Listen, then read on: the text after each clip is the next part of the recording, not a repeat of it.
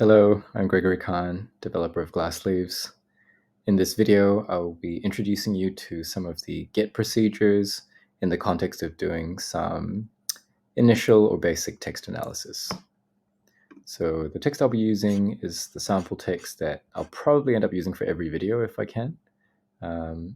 If you're using the app for the first time and you don't have a text that you have in mind to play with, just click this and it will load the first part of the first chapter of Heart of Darkness. We will move straight into getting some nouns.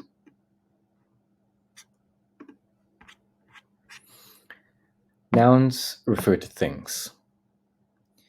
Things can be physical or material things in the world. They can be concepts, they can be feelings, they can be abstractions. In a sense, they are the points in a graph as opposed to the lines. You'll notice that in this output, we have quite a few full stops, stray full stops and things. And if you want to clean it up a bit, I would recommend removing punctuation first before you grab these words by lexical class. So you can see that this output is much cleaner. If I show you verbs next. So where nouns refer to things in the world, verbs are the actions, the events, what's happening. And you can one thing I've noticed already is that if you look at all the verbs that have come out of this text, and if we do the noun get again, you notice that there are 3 to 4 times the number of verbs, right? The distribution is weighted heavily towards nouns. And to me, this already says something. Like whenever I see something like that, it already tells me that this is a fairly static, quote unquote, static text. It is more concerned with describing the things that are there than what is happening, any sequence of events. If you then go to adjectives as the kind of like third, that's generally how I do it, by the way. I go nouns, verbs, adjectives, because nouns kind of tell you obviously what's there in the world and what the focus points are.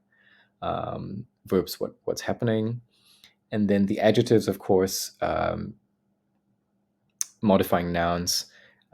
Adjectives do a lot of work to contribute to mood, tone, color, so to speak, of the text.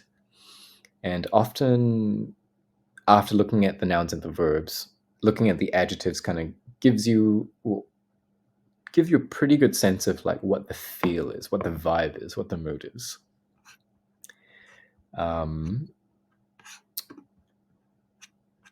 If you also look at the get most popular procedures, so there's the equivalent for nouns, verbs, adjectives.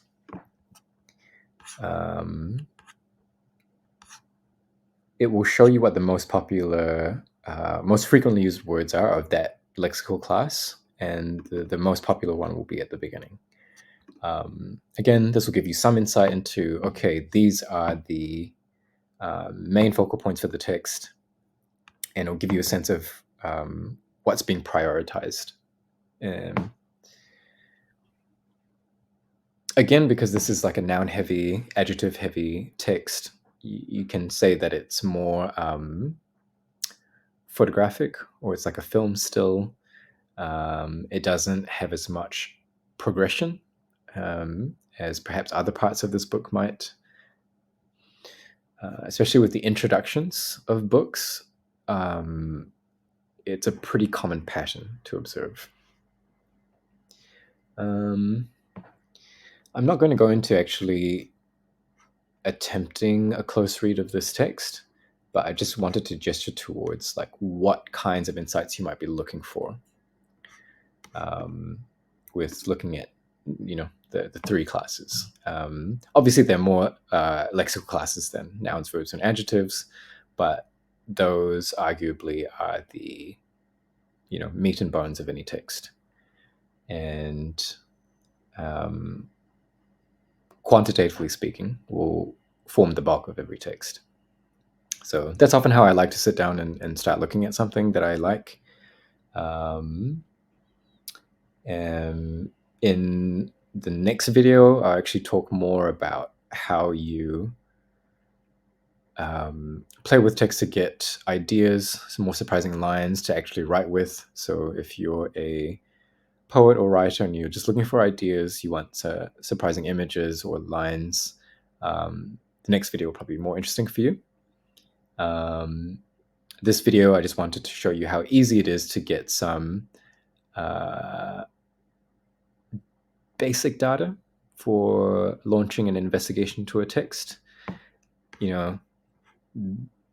Already just with this one sample, this output is very rich. I could start diving into it and start trying to understand the things in this world and what the writer is trying to achieve from this perspective, by looking at each of the slices, verbs, nouns, phrases, and then thinking about how they work together, what the distribution is across them. Like earlier I mentioned that this is a noun heavy text. In a text that has more quote unquote stuff happening, you'd expect to see a more symmetrical balance between the nouns and verbs. It's been a long time since I was at uni. So yeah, I'm not going to attempt some kind of formal close reading. I think it's pretty self-evident, these procedures, how you might approach them, how you might use them. That's all for now. Stay tuned for the, what would I call it? Like generative ideation video that's coming up next. Thanks.